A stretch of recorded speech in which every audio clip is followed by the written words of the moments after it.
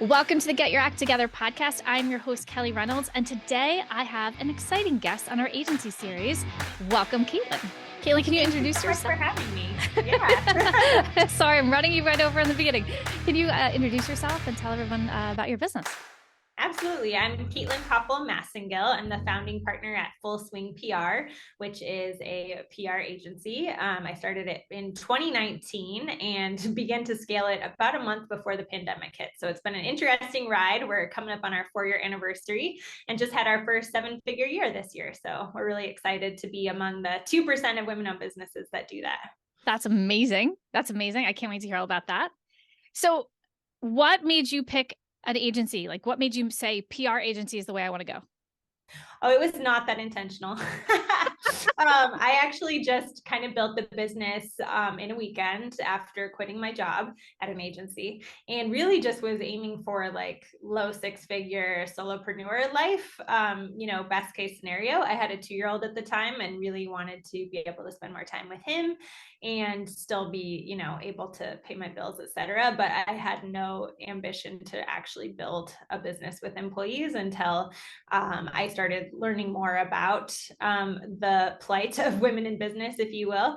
And I think beginning to realize that who I was most passionate about working with are underrepresented leaders. So LGBTQ founders, BIPOC founders, folks who are often left out of the media conversation, and figuring out a way to elevate those stories and also grow an amazing team of underrepresented folks in even the PR industry was a cool way to go, and a way to fulfill kind of my personal mission, which I would say is to get women more money, more power, and into positions of decision making in our country and our democracy. I love it. PR is just a vehicle to do that. I love it. So what was the turning point for you then? You said you were going to start out as this, solopreneur. When did it become an agency? Like, how did you get there? I would say that 2 factors really made me want to scale the agency. I think I'm also just the type of person that if someone tells me I can't do it, then I want to do it like twice backwards in high heels, That's just my personality. And I think like once I heard this stat that only 2% of women-owned businesses ever, hit $1 million or more in revenue, I was just horrified by that, because I just kind of decided to make it my new feminist challenge to do it. I also had the encouragement of a longtime friend who is building a law firm in multiple states with his wife and business partner. And I think they've been clients of ours for a long time, or since the beginning, basically. And watching their journey and having Luke's encouragement definitely inspired me to go for it. I think the other thing was connecting with Rachel Rogers of Hello 7 in spring 2020, and just really feeling like, okay, these are my people. Yeah, like, yes, perhaps I am not like a Fortune 100 kind of PR firm, and that's okay with me. But I really, really like helping elevate under-recognized leaders, folks from historically marginalized populations, so that they can tell their stories and begin to get themselves into the news media.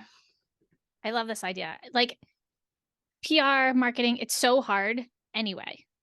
Just like as a thing, those things are hard, especially when you have that mindset that you're a terrible marketer or you don't know how to talk to people. So adding on all of the other social, economic reasons that it makes it extremely hard. Like, I love the fact that that is your thing. Like, yeah. I mean, really only cool. 35% of experts quoted in the news media are women in this country. And that those are mostly straight white, cisgender women, which just isn't okay with me. It doesn't reflect our communities, and it doesn't reflect the democracy that I believe, we are called upon to build as part of America's promise. I'm very patriotic in my core. I really believe in the ideals of this country, and it pains me that we're falling so short of those. And I think that's one of the things I love most about this online world. I came from Wall Street, so it was very much, especially 10, 15 years ago, it was white men doing everything. Women were the assistants. They were there was like one in higher level, but coming here, everyone's woman. You know what I mean? Like, it's such a wonderful world to be in. Like, when you get on meetings, there's a lot of faces that are just women, and it's wonderful. Like, it's such a different world than when I came from in corporate. Yeah. You know what I mean? I think it's just really empowering to think about how we can build things differently. And that's what I've really appreciated about the Hello 7 community, is just having other folks in my orbit that I wouldn't otherwise meet without, the power of the interwebs and Rachel Rogers. Like, I Yeah. would never know that there were other people that felt this way and like wanted to do things differently. And it's just Yeah. been cool to sort of flout the conventional wisdom about what you have to do to build a business from, zero in 2019 to $1.1 million this year. And I mean, we offer healthcare on day one. We offer 3 months paid parental leave. Like, we do the things that people say they can't afford to do. We have a DEI coach. We invest in, Rachel Rogers and her community as continuing education for ourselves. And, we're still able to pay ourselves and pay our bills. So like, I do think it can be done differently, and it takes different people being in charge to be able to bravely like power through that, and then be an example for others that want to build a different kind of capitalism and a different kind of world. So tell me more about this, because I love this idea that you pay your people well and you take care of them, because I feel like that is not the norm, right? Most of the businesses that we work with. Always be better. I think for me, like there's a woman I like love to follow named Chani Nicholas. She's an astrologer and has a free app, and I highly recommend it if you're into that sort of thing. But she's also queer, and she's built this incredible business that has $80,000 minimum wage. And I think that is so badass. Like, I mean, we're not at that level yet, but we are paying a living wage, and we have an internship program and start all of our interns at $20 an hour, which makes them very happy, and is important and good. And we definitely pay a competitive wage. And I think where we've struggled, honestly, is with paying ourselves. Myself and my business co-owner, Holly, we have always had to pay ourselves something, but I don't know that we've always paid ourselves what we are worth, right? But that's part of having skin in the game and growing and scaling. So I think that's an interesting mindset, because I feel like some people are just going to take all the money for themselves and then like shortchange everyone else. Or the other side of that is, I'm going to pay all of my people, even if I don't pay myself, even if it's not enough. You know what I mean? I feel like there's, yeah. And we err on that side. And it does. I mean, I think the thing that people don't talk about enough probably is like, oh man, it would be so cool to make $1 million. And yes, it is cool and it feels great. Pat myself on the back. However, it is very different than me personally taking home $1 million, or Holly and I splitting $1 million, right? That is not the world in which we live. It is also easy to spend $1 million on staff and on, all the things. And so I do think like it's important to talk about profitability too, like in the professional services world that we're in as agencies, like 40%, 50% profit margins are what typical accountants will tell you to shoot for. I'm pretty comfortable with like 20 to 30% because I want to be like a good person and like have a business that I feel like is fulfilling, our values and our social mission as well. And I want us to be able to say yes or say no to things that matter to me, even if they're not necessarily like the bottom line choice, right?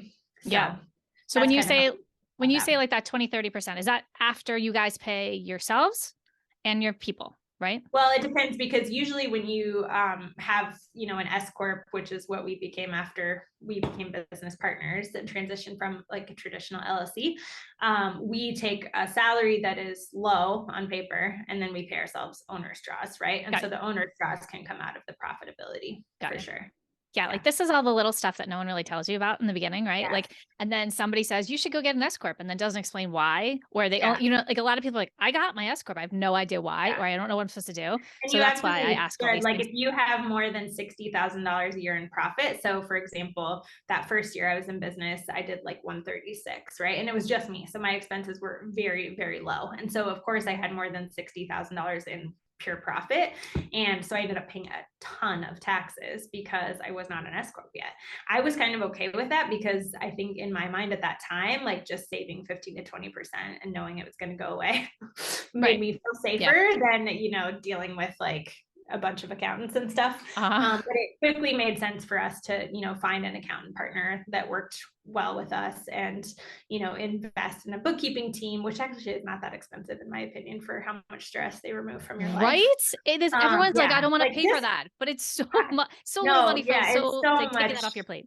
it can be really freeing, I think, to do that. And then I think just, just like if you're somebody that, like I think a lot of women, like we inhaled this belief that we're like bad at math, right? And we're not good at finance, we're bad with money.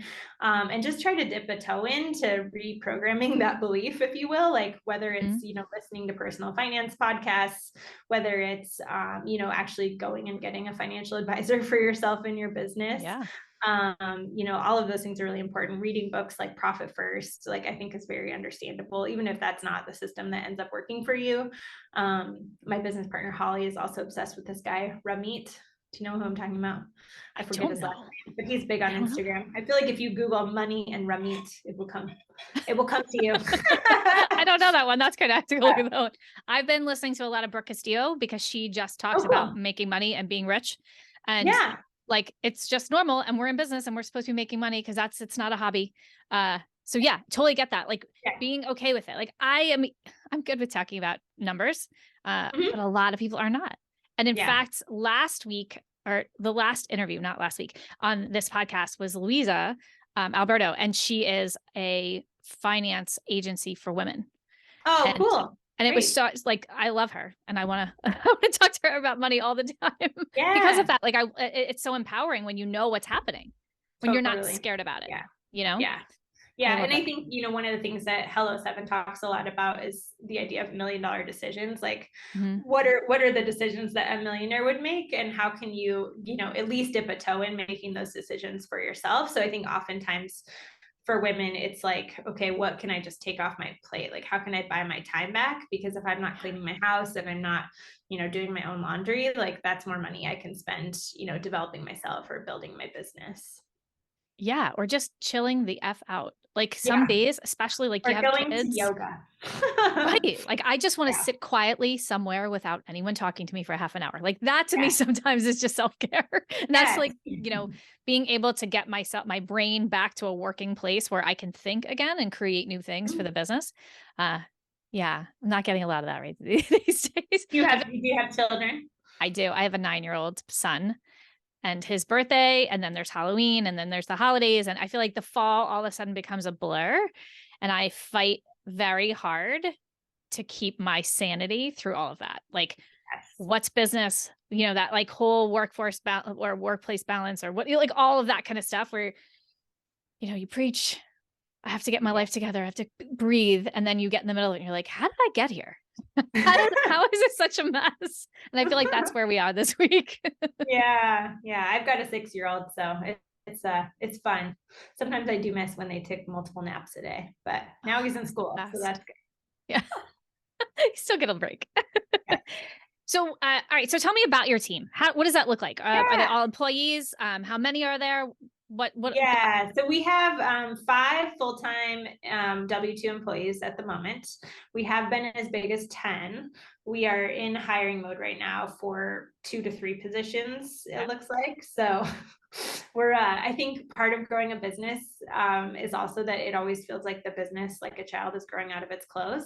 And so, like for my son who is 6, I'm constantly wanting to buy size 8 to 10 clothes because he's also a big 6-year-old, but he also grows really fast. And I think it's kind of similar with like figuring out who to hire, because I'm trying to think of like, who are we going to need 3 to 6 months from now that can also fill the gaps that are like, keeping me up at night right now. Right. So, because you're going to have to hire them. You have to like figure out who to hire. Then you have to hire them. Then you have to train them. That's a couple months. Totally. Before you can like, here you go. So you have to know who you're going to need in a couple months to prepare them, like reverse engineering. And I just remember even, from my own life, like whenever I had a new job, like prior to starting my own business, I felt like it takes you like 3 to 6 months to really get your feet under you and feel confident and not just feel that like achiness in your brain that means it's growing as you're absorbing all of the information. So it's a lot. Yeah. And so I'm hopeful that we will be growing as we get into Q1, because we've sold a lot of services this quarter, which is great. Now we have to deliver those services. Isn't that funny? Like how this online world, this like small business, it moves so much faster. Like 1 year in online business is like 10 years, I feel like, in real life. And I'm glad it's that way for you too, because I feel the same. Yes. Right? Like all of a sudden you're like, wait, how did this all happen in a month? And trying to plan for that. So like how do you plan for that? Like how do you look 6 months out when 6 months seems like 10 years and try to figure out what you need so that you can hire the person you're going to need. Like you've sold all these things and now you have to deliver, and then figuring out the resources. Like, how do you plan over the next 3? Do you plan one? Yeah, we How do. far out do you plan? And what does that look like? Yes. So we have a 1, 3, and 5-year vision for the company. And I will tell you, I feel a lot more confident about the 1 year than anything else because it does change so much. I Yeah. look back at what our, even our 1 year plan was for this year, and it changed tremendously. We're also sticklers about SOPs, so standard operating procedures, and we My make favorite. of Loom videos for all time. I feel bad for whoever has to read them someday, or watch them rather. But they are, I think, the infrastructure of the business and make it much easier to onboard people. So I see the wisdom of our operations manager in making us do those. She's And smart. we've also invested in our operations manager, who's a total rock star, and put her through the Ops Authority program. Have you heard of the? Yeah, DOO. I'm a DOO. Oh, cool. Okay. Yeah. I was like, if you love SOPs, perhaps you are. Um, so we put her through that certification program, and it's just been really huge. She walked Holly, my business partner, and I through this strategic mapping exercise. And then we were able to do that with our full team a couple weeks ago when we had our in-person retreat. So we're an all remote team. We live in basically 3 states at the moment: Washington, Idaho, and New York. And so we were all together in upstate New York picking Oh, apples, nice. photos, and also working. And it was great. And so we did a lot of planning at that time, which was great, looking ahead to this next year. That's amazing. I may have been her strategic mapping coach. I was Oh, that that's so for a funny. long time. That's funny. I don't know which round she was in, but I might have been her coach. She That's really just funny. finished. I feel like she finished this summer. That might have been me. Oh, that is so funny. I'd have to look it up, make sure. That's really funny. Yeah, it's a great program. And like that idea of like the strategic mapping and then the strategy and the running of it. Yeah, that's awesome. It's awesome to have that.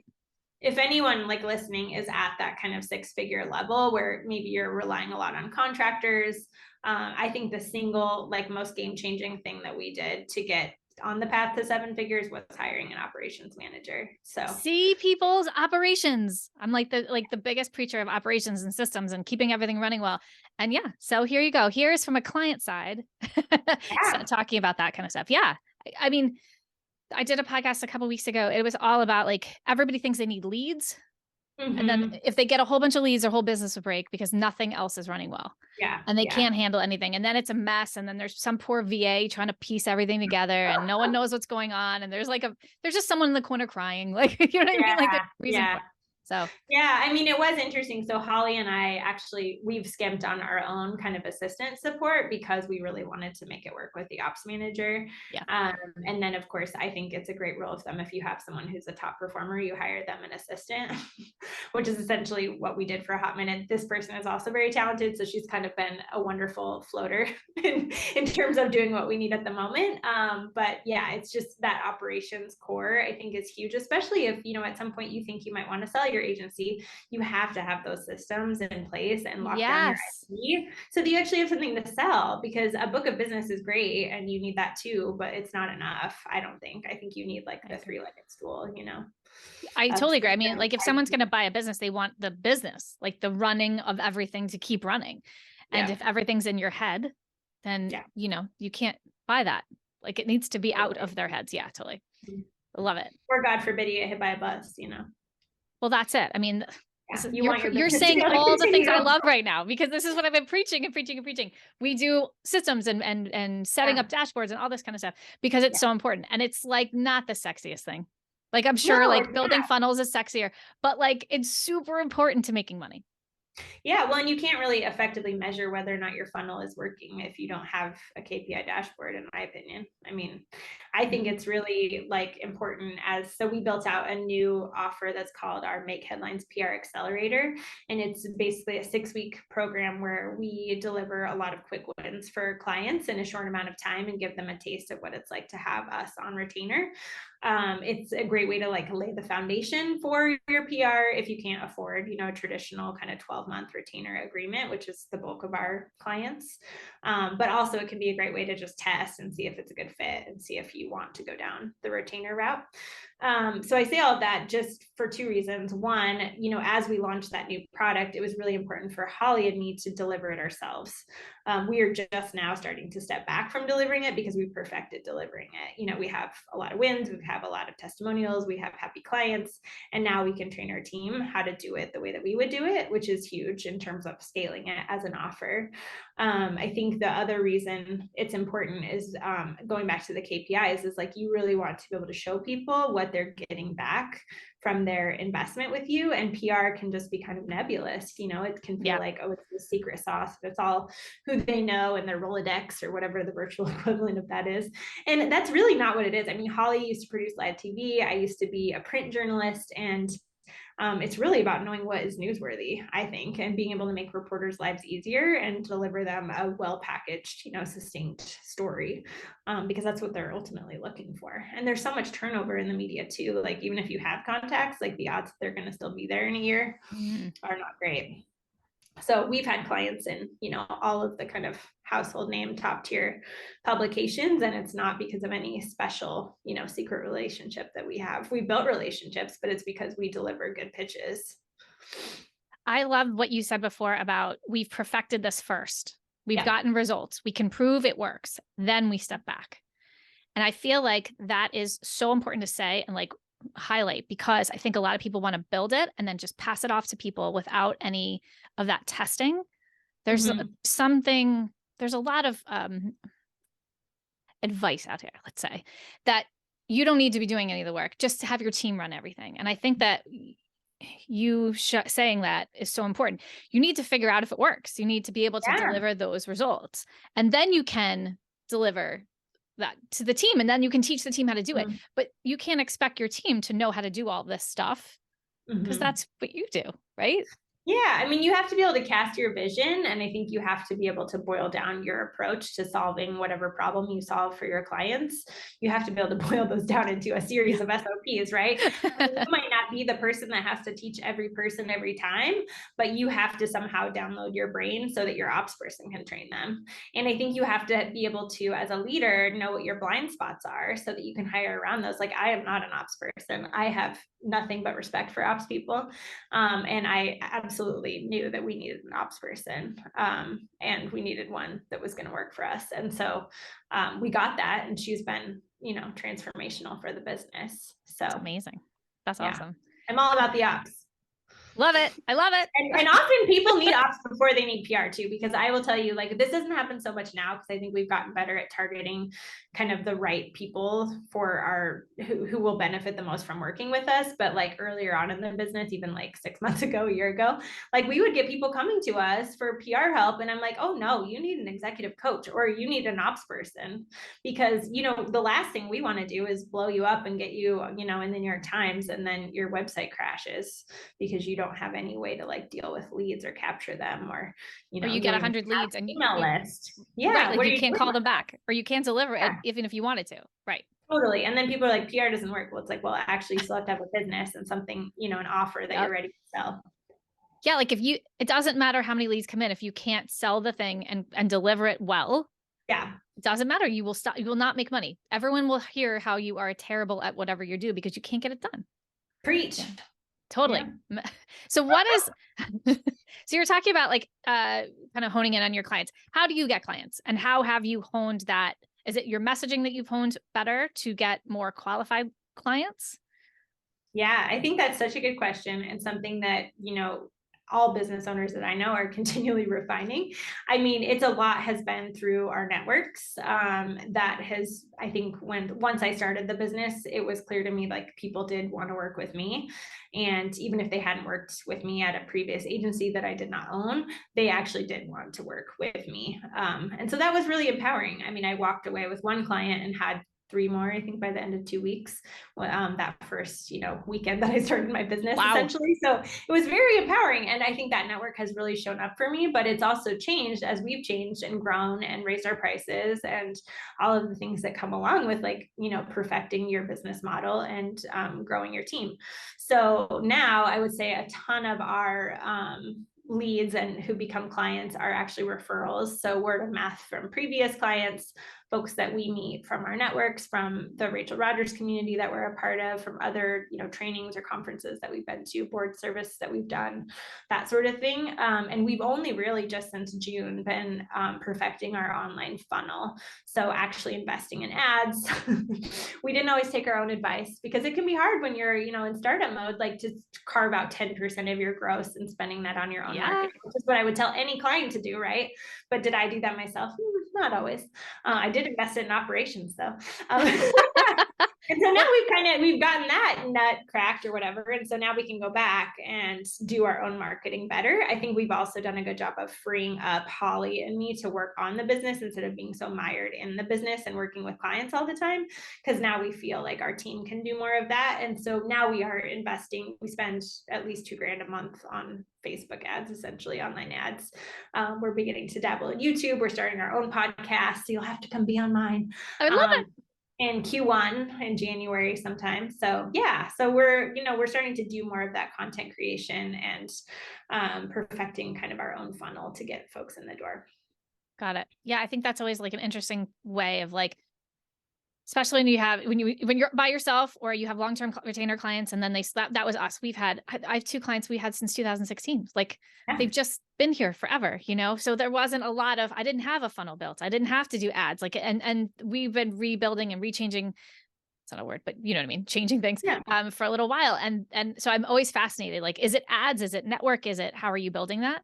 And then getting that messaging right. Cause I mean, that's your thing, right? The ops is my thing, but the messaging is your thing. The messaging is important. And I think it's also got to be a fit between whatever your offer is, including like if it's a freebie, right? Are you doing a free webinar, which was a strategy a lot of people were doing 6 to 12 months ago, I feel like. And we just determined like our people are too busy to sit on a webinar. They might listen into one on demand, but like they are running, $3 to $5 million businesses in general. Right. And they're not going to sit on a free webinar. Background. So chances are they have other obligations. They're caring for elders or caring for babies or, something in between. They don't have a lot of time. And so we've really been trying to figure out like, what are those done for you services that we are really good at providing and that do get people results that we can do at a no-brainer price point to get them in the door. So we did our first paid challenge, which was really fun around writing and pitching your first guest column, your first piece of thought leadership, and had a great little cohort of folks for that. I still think that was a little too time intensive for the folks that we really want to get, but we've had a few people buy our next offer basically based on that challenge. And then we're running a challenge in January that's going to be around building your PR plan for 2023, which I think will be really helpful in a simplified way. That sounds awesome.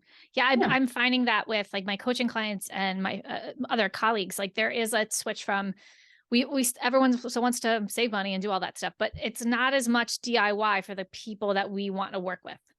Like, I feel like a lot of the DIY stuff is for people that are starting out that are not going to get the retainer or the package or whatever. And the people that really need our help right now need that done for you thing. They don't want me to teach them how to make an SOP. They want me to do the damn SOPs because they don't have time for that. You know what I mean? Like that kind of stuff. So it's interesting that you're kind of saying the same thing with that with targeting the people that you want to talk to, right? Like there's lots of people out there who would want a DIY approach, but that doesn't mean you want them as clients. No. And maybe there is like some type of offer for them if that's important. But I think it's just important to really understand where the bulk of your revenue is coming from, who's buying from you, and then going back to like, well, who do you want to be buying from you? And does that match what's actually happening? And how do you kind of bridge that gap? So I love that because I think a lot of people are targeting our marketing and talking one way, but the clients they want it over here, and they're not, and they're like, I can't find anybody. I don't have big ticket clients. Or I don't have these kind, and I'm like, but you're not talking to them either. Totally. Yeah. So yeah. And I think it's important to also remember that like if this seems hard, well, it's because it is hard. And yes, I do messaging Gateways to Sunday for other people, but you can get really too close to your business, and it's helpful to have outside help. I even outsourced. I actually hired a publicist for myself because I was like, I don't have time to do this for myself. I could do it for myself, but I was too busy delivering for clients. But I knew at the same time, if we really wanted to grow our email list and grow our reach, moving into 2023, I needed to be showing up in other places to do that. So yeah, and like sometimes you just need someone outside looking in, right? Like you can't. It's hard. Like I was a strategic mapping coach, And it's still like hard for me to look at my own business and be like, oh yeah, because I'm going to tell myself the exact thing I already thought. So why am I like, it's very hard to work yourself through, and you kind of need that person to challenge you. Yes, Like, absolutely. yeah, that's not what you really said. Did you hear what you said? I feel like to map it out, right? So what does your day look like? What at this point in this 4-year journey, like what does your day, your week look like? What are you spending time on? Is it marketing? Is it ops? Is it client delivery, team management? What does that look like? Yeah, so it still is not as consistent as I would like. And that's partly because we did create a new offer in June, which is the accelerator that I was mentioning earlier, that has kind of become a big focus for Holly and me, because it's a way to keep our pipeline for our retainer work full. And so I think from that standpoint, I'm still doing client delivery. I am also not working myself into the ground, which is great. We had a busy quarter. But like, for example, today I got up about 6:15, made my coffee, read the paper because I still get the old school local paper because I love it. Did the Wordle, then my son woke up. I made pumpkin pancakes, like from scratch. I do really like to cook. It's not really that hard, but it sounds impressive. Pancakes aren't as hard. I walked into school, and I put the little dachshund, he's around here somewhere, in his little hoodie, his red little puffy coat, and we walked to school, and it's very charming, and it's like, it's a great life. And then I settle in, and it was like 9:15 and my time, and I was like, oh, I got to be on the podcast. I better make my matcha. So, and then I was ready for you. And so this is like the way I'm beginning my day, which is really quite lovely. So I barely looked at my email so far, and I'll be done by 3:40 to go pick up my son and take him to jiu-jitsu. And usually while he's there, I either work in the lobby or I will go do a run by the Boise River. So it's good. Nice. Yeah, I love it. And do you want to be out of client work? I feel like so many people tell us we have to be, but do you want to be? I think it's about like, I want to be in a relationship with our clients. I want to be guiding their strategy. I do not want to be doing quite as much execution for our clients. Yeah, understood. And I think that's where it's like, okay, I'm writing social posts for this client for a month. Like, is that the highest and best use of my time at this point? No. However, is there anyone else who can do it? No, at this moment, because everyone's busy doing other things. So, we definitely, like I said, we're in hiring mode, and I think capacity wise, it's going to shake out a little bit better even going into January. But yes, there are still days when I'm doing stuff that I'm like, really, why am I doing this? Totally. Can't someone else do this? But then I also, I'm working pretty much 9 to 4-ish. And then, once in a while I do have to catch up early in the morning or on Saturday morning or something, but it's, I definitely do not feel burnt out every day. I wake up and feel absolutely in love with my job. And I think a lot of that is a testament to Holly too, and having a business partner, because I like to call her my work wife because we have each other, and so it's a lot easier to take breaks, I think, when all the pressure is not on you all the time, and we can kind of share that weight. Oh yeah. Yeah. I mean, that must be lovely. I don't know how I would deal with a partner. I like to touch, I like everything on my own, but that must be lovely. Like right now I feel like everything, like I am the buck stops here, right? Like I have a team, they're great dealing with things, but there's been like a whole bunch of chaos with clients and all this kind of stuff. And it's like, I end up jumping in because I want to make sure what's going on. I want to make sure everyone's taken care of. And it's not like they couldn't, but there's sometimes I'm the only one who knew about a thing 5 years ago because we have these really old clients. So totally. Yeah, I feel like this last couple of weeks I've been jumping in and being like, nope, I know how to do that. Everyone's like, I don't know what's going on. I'm like, yep, 7 years ago we had a thing and blah, blah, yes. So, yeah, but I mean, I'm glad that it's so nice to hear someone say, I'm not burnt out. This is lovely. I love my job, because I feel like, especially when you're working from home, you can tend to just have a run-on life where everything blurs together and you don't have work and you don't have family. Everything is like, there's a laptop and a kid and a dog and all the things at the same time.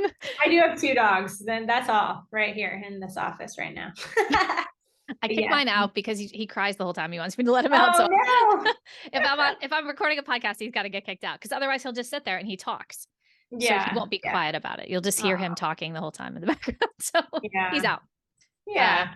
It is hard. It's like, I mean, it's a balance because I think, as the folks who have kind of birthed these businesses, like, of course, we're attached to them and we want the client work to be really excellent. And I think getting comfortable with like the inevitable failure, which often I will say, like what looks like a failure to me is barely noticeable to a client and easily fixable by the team. And so I've had to let go of my own need to control everything to just let them figure it out and let them grow. And remember, like, well, when I was in my 20s, like I had bosses that, for whatever reason, they let me fail too. And that's why I got to do what I do today. So I think we all have to just be a little bit more comfortable with not being perfectionists, right? And letting folks learn. And that I feel like is one of the hardest things for agency. Anyone who comes to me for coaching, anyone who talks about agency, it's always about how do you let other people touch my stuff? How did you kind of get over that? How did you let people in and deal with clients and talk to people? Like how did you, well, I guess I should start out by saying, was it hard? Was it easy to delegate? I mean, I think a lot of it is just about being able to be vulnerable as a leader and like own your shadow side. And like, I'm an Enneagram 8, which if you know anything about the Enneagram, that's like the worst one really in some ways. It's like the CEO world domination personality. Sometimes people call us 8 holes and they're not wrong. So yeah, we can be really like not fun bosses, I'm sure, and not great, friends and partners, etc. So I think like, just knowing what is the shadow side of your personality is important because once you integrate it, it can really be part of your superpower, really. Because I mean, I'm bossy. However, that also means I have executive leadership skills, and it also means that I was able to build this amazing thing that I'm really proud of, and that I am able to inspire people to join in on this vision that I have for this business. So yes, I also should not, be an asshole. So, so it's all, it's all balanced, but I do think like that's part of it. And our team is really into the woo. We've had business astrology readings for the team, like, which are all based around my chart. Cause I'm the one that like initiated the thing. So then it's all about like how our charts interact with each other. So that's fascinating. We do the Enneagram, we do Strength Finder, we do DISC. That's our latest one. I'm a D, shocking. But we actually have a totally balanced team. We have somebody that's an I, an S, and a C. So we're a very balanced. That's amazing. Yeah. You should do this, though. It's really great. I haven't done this. I'm trying to remember. I did the Strength Finders, but I didn't really research it. Oh, it's awesome too. My coach was big in the Enneagram, so I learned a lot about being a 6 because she was a 6, and we like to worry about everything. Like yes, we have a 6. Everything. She's so good at her job. Well, that's it. I kind of learned that it's like, well, you can worry about everything because you want to think through everything, or you can take it and like say, no, well, I have a plan for now, everything. Because as soon as someone starts talking about it, like I realize my brain starts calculating the project plan for it. Like, okay, what are all the contingencies we need to think about? Like, and that's great when you're a mom and you're leaving the house and you need to have like extra clothes for your kid because he's going to be muddy, or like all those little things that drive me nuts. I've started to recalibrate that in my head. Like, no, you're really good at this. That's why you're good at your job. That's why you can look at something and know what the team should be, or how we should do the ops, and those kind of things about your personality, like learning that about you. And then you can kind of reframe it to not be like, instead of me being a crazy worrier, I'm just really prepared. Yeah, exactly. So and like learning that was great. True. And you can ask, the part of you that can be more neurotic to just like, thank you for your service. Now you can step back for a second because I got this. Yeah. I'm still working on that part. Be gentle on ourselves. And like anytime you do therapy and you do personal work, I think it helps you grow your business. So I think like growing your business, it's almost impossible not to do personal work. Totally. Yeah. I mean, everything we've learned from the other folks who are in our kind of Hello 7 mastermind for 7-figure business owners, like everybody, that's like the main advice is like, go to therapy, engage in self-care. Right? It's like, okay, well, I didn't expect that to be what my life looks like for the next 5 years, but okay. Cause I think we're so conditioned that like work is hard and people that get ahead in America are slaving away from, 7 a.m. till 10 p.m. And that's like, we have this like tech bro, image in our mind of like what it means to be a successful business owner. And it's really not true, or it really doesn't have to be true. So I'm all about doing it differently and building a healthier system for everyone. What is the biggest mistake you think you've made as you're building your business? Because I think a lot of people think, you were saying before, failing is great because you need to learn from your failures. Yeah. And I don't ever like to fail. Like that's part of me. I'm like, no, I'm going to, that's a hard thing for me to remember, is like, it's okay to mess up because you're learning from that. It's the only way you're going to learn. And most of the time I feel like when I mess up is usually, or there's a problem, it propels me forward so much faster. So is there a mistake that really helped you learn so much in your agency? Oh yes, there's lots of mistakes, I'm sure. I mean, I would say like thematically, like they're all kind of connected, right? So like one is probably around pricing, like undercharging and like waiting a bit too long to charge people what you're worth because you're trying to get up the guts to like have that conversation with your older clients, especially who've been with you for a That's long so time. hard. I don't think anyone looks forward to that conversation, no matter where you are in your business. I think boundaries are also important as when you're working in a retainer kind of way, and just not, I actually have a sticky note that's resist the urge to solve client problems for free.